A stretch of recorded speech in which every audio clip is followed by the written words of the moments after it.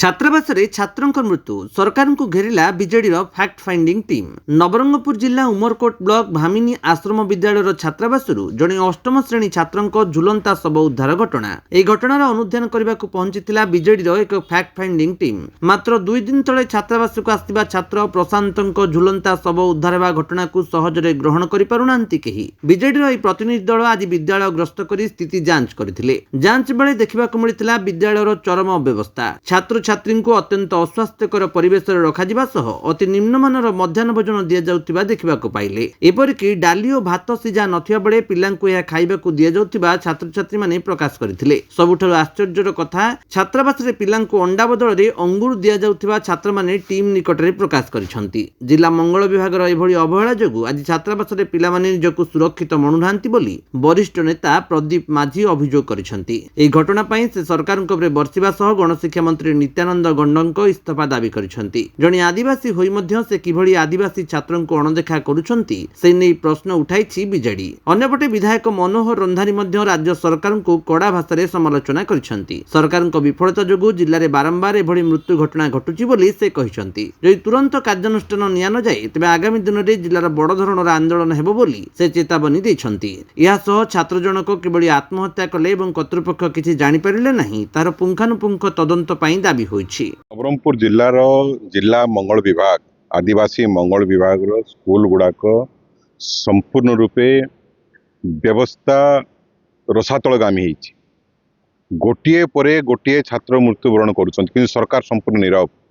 विगत दिन में गोटे छात्र मुह पड़ जाइतिला ताको जोर जबरदस्ती बंद करा जाइतिला।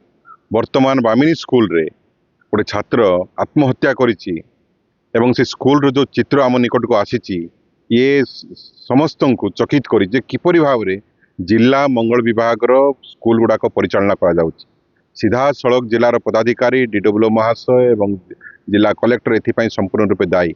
वर्तमान आमको ये गाँव रे खबर मिलला जोठी कि से छात्र घर जे आउ गोटे छात्र बड़कुमारी स्कूल निज घर को जाइए आत्महत्या करते जन छात्र आत्महत्या बा चिकित्सा अवहेला जनित मृत्युवरण कले ये सरकार निद भांगिब। ए सरकार रे बासी पखाल खाई मयूरभंज छात्र मृत्युवरण करुँच। गोटे पर गोटे छात्र को मृत्यु मुख को पेली दि जाऊँगी चिकित्सा न पाई सरकार संपूर्ण नीरव। मुख्यमंत्री मोहन चरण माझी और नित्यानंद गंड को प्रश्न करुचु यार उत्तर दिंतु न आगामी दिन में विजु जनता दल नवरंगपुर जिलार समस्त प्रशासन को अचल करदेव जिते दिन पर्यंत आदिवासी एवं दलित छात्र माने ये जिला मंगल विभाग एवं मास एजुकेशन स्कूल हॉस्टल रे सुरक्षित रहिबे नाही। चेतावनी ये बारंबार चेतावनी दउचु सुधरी जांतु नचेत जनसाधारण आपण मान केबे मजे क्षमा देबे नाही। सेठी आपण देखुचंती जे किपरि भाबरे अपरिष्कार स्कूल एक परित्यक्त स्कूल भली जणा पड़ुची। पिला भात एवं डालमा न खाई फिंगी देइचंती। आलू सीझी नाही चना सीझी नाही पिला स्कूल मेनुआल अनुसार खाद्य दि जाऊ नहीं। समस्ते अपपृष्टि शिकार होते आप देखले पिला कंकाल हो जाइछन्ति पिला माने कारण खाइबा को पाउ ना असहाय अवस्था से बंदी भलिया रखा जाइछि जोथि पई कि एभली अभावनीय परिस्थिति सृष्टि होइछि एवं गोटे छात्र आत्महत्या कर तार इन्वेस्टिगेशन करा जाऊ नहीं। पुलिस कहि पारिबे कि कोउथि पई छात्र आत्महत्या कला वर्तमान पर्यंत सब समस्त कथा को घंट गोड़े रखा जाए बर्दाश्त करा जीव नाही। गोटे पर गोटे छात्र जो बापा माँ मैंने उज्जवल भविष्य मंगल विभाग और मास एजुकेशन गणशिक्षा विभाग स्कूल हॉस्टल पठाउछन्ति से शव धरिकी फेरुछन्ति। गोटे घटना नुह पाखापाखि 6 मास भितर 16टी घटना घटलानी एवं गोटे गोटे आम प्रमाण कर बारंबार किंतु सरकार कुंभकर्ण निद्रा शोची। सीधा सड़क जिला प्रशासन अधिकारी माने एथिरे दायी से माने उपयुक्त व्यवस्था स्कूल हॉस्टल रे स्कूल रे जोगई पार नाहंती। पिला सेठी बंदी अवस्था रोचंती असहाय अवस्था रोचंती से जो मौलिक सुविधा जोगई दिया जावा कथा से दिया जाई पार नाही।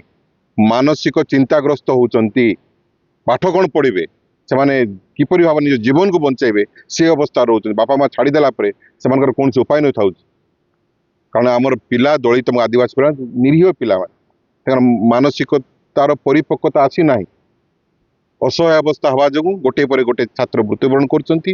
गोटे हॉस्टल स्कूल रे मला आ गोटे घर को आसिक मला 2टी छात्र ए डबल इंजिन सरकार रे ए सप्ताह भितर ନବରଙ୍ଗପୁର ଜିଲ୍ଲାରେ 2ଟି ଛାତ୍ର ଆତ୍ମହତ୍ୟା କରିଛନ୍ତି। ନାଇଁ ଗତ 16 ତାରିଖ ଦିନ ପ୍ରଶାନ୍ତ ବତ୍ରା ନାମକ ଜଣେ ଅଷ୍ଟମ ଶ୍ରେଣୀର ଛାତ୍ର ଭାମିନୀ ଉଚ୍ଚ ବିଦ୍ୟାଳୟରେ ହଷ୍ଟେଲରେ ଆତ୍ମହତ୍ୟା କରିଛି ଯାହା ଜଣାପଡ଼ୁଛି। ତେଣୁ ୟା ପାଇଁ ଆମର ମାନ୍ୟବର ପୂର୍ବତନ ମୁଖ୍ୟମନ୍ତ୍ରୀ ନବୀନ ପଟ୍ଟନାୟକ ମହୋଦୟ ଗୋଟେ ଟିମ୍ ଗଠନ କରିଥିଲେ ଏବଂ ଏଠି ଫ୍ୟାକ୍ଟ ଫାଇଣ୍ଡିଂ ଟିମ୍ ପଠାଇଛନ୍ତି। ଆମେ ଆସିକି ଦେଖୁଛୁ ଏଠି ଶିକ୍ଷକଙ୍କ ସହିତ ଛାତ୍ରଙ୍କ ସହିତ ଏବଂ ସମସ୍ତ ଅଭିଭାବକ ସହିତ ବି ଆଲୋଚନା କରୁଛୁ। ୟାପରେ ଯିଏ ପିଲା ମୃତ୍ୟୁବରଣ କରିଛନ୍ତି ତାଙ୍କ ପରିବାର ସହିତ ମଧ୍ୟ ଆମେ ଆଲୋଚନା କରିବୁ କ'ଣ ପାଇଁ ଏଭଳି ଘଟଣା ଘଟିଲା, କ'ଣ ଏଥିରେ ଆତ୍ମହତ୍ୟା ନା ହତ୍ୟା, ଏଇଟା ଉଚିତ ତଦନ୍ତ ହେବା ଦରକାର ଏବଂ ଏଥିରେ ଯିଏ ବି ଦୋଷୀ ଶିକ୍ଷକ ହୁଅନ୍ତୁ ବା ଯେକୌଣସି ଲୋକ ହୁଅନ୍ତୁ, ଯିଏ ବି ଏଥିରେ ଦୋଷୀ ତାଙ୍କୁ ଉଚିତ କାର୍ଯ୍ୟାନୁଷ୍ଠାନ ହେବା ଦରକାର ଏବଂ ସରକାର ୟାର ଉପରେ ଦୃଢ଼ କାର୍ଯ୍ୟାନୁଷ୍ଠାନ ନେବା କଥା ଯେଉଁମାନେ ଏଥିରେ ସାମିଲ ରହିଛନ୍ତି ଏବଂ ଏଇଟା ଆତ୍ମହତ୍ୟା ନା ହତ୍ୟା ସେଟା ମଧ୍ୟ ପ୍ରପର ଭାବରେ ଇନଭେଷ୍ଟିଗେସନ୍ ହେବା ଦରକାର। ତେଣୁ ସରକାରକୁ ଆମେ ନିବେଦନ କରୁଛୁ ୟା ଉପରେ କଠୋରରୁ କଠୋର ପଦକ୍ଷେପ ନିଅନ୍ତୁ। ଭବିଷ୍ୟତରେ ଯେଭଳି ଭାବରେ ଛାତ୍ରଛାତ୍ରୀ ଆତ୍ମହତ୍ୟା କିମ୍ବା ହତ୍ୟା ଶିକାର ହେବେ ନାହିଁ ସେ ଉପରେ ଗୁରୁତ୍ୱ ଦିଅନ୍ତୁ। ତାଙ୍କର ମେନୁରେ ଲେଖିଛନ୍ତି ଯେ ଆଜି ଅଣ୍ଡା ଦେବାର ବ୍ୟବସ୍ଥା ହେଇଛି, ଅଙ୍ଗୁର ଦେବାର ତ କୌଣସି ଜାଗାରେ ଲେଖା ହେଇନି। ଏଭଳି ଆମେ ଯାହା ଦେଖୁଛୁ ଯେ ଯେଉଁ ପାଖରେ ମାନେ ରୋଷେଇ ଘର ଅଛି ମାନେ ଅସୁନ୍ଦର ହେଇକରି ରହିଛି, ଯେଉଁଠି ପିଲାମାନେ ହାତ ଧୋଉଛନ୍ତି, ଯେଉଁଠି ଟ୍ୟୁବୱେଲ୍ ଅଛି ସେ ଜାଗାରେ ମଧ୍ୟ ଭାତ ଗଦା ହେଇକରି ପଡ଼ିଛି, ଗୋଟେ ଅସ୍ୱାଭାବିକ ପରିସ୍ଥିତି ହେଇଛି। ୟା ଉପରେ ଆମେ ନିବେଦନ କରୁଛୁ ଷ୍ଟାଣ୍ଡିଂ କମିଟି ଚେୟାରମ୍ୟାନ୍ ମନୋହର ରନ୍ଧାନୀଙ୍କୁ ମଧ୍ୟ, ସେ ବି ତାଙ୍କର ଟିମ୍ ଆସିକରି ମଧ୍ୟ ଏ ସ୍କୁଲକୁ ସ୍ୱତନ୍ତ୍ର ଭାବରେ ଗସ୍ତ କରନ୍ତୁ ଏବଂ ଏଭଳି କେବଳ ଗୋଟେ ଭାମିନୀ ସ୍କୁଲ ନାହିଁ ଅନେକ ସ୍କୁଲରେ ଏଭଳି ପରିସ୍ଥିତି ରହିଛି ସେ ଉପରେ ସରକାର ଗୁରୁତ୍ୱ ସହିତ ବିଚାର କରନ୍ତୁ।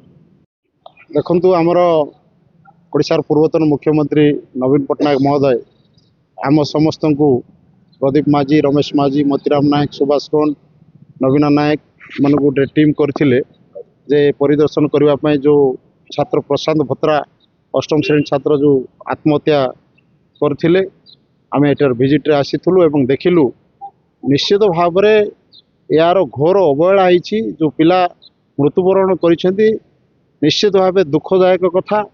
ସରକାରର ଯେଭଳି ଭାବରେ ବ୍ୟବସ୍ଥା ଅଛି ସେ ସରକାରର ବ୍ୟବସ୍ଥା କୌଣସି ପ୍ରକାର ପରିଲକ୍ଷିତ ହେଉନାହିଁ ଏବଂ ଏଥିପାଇଁ ସରକାର ନିଜେ ଦାୟୀ।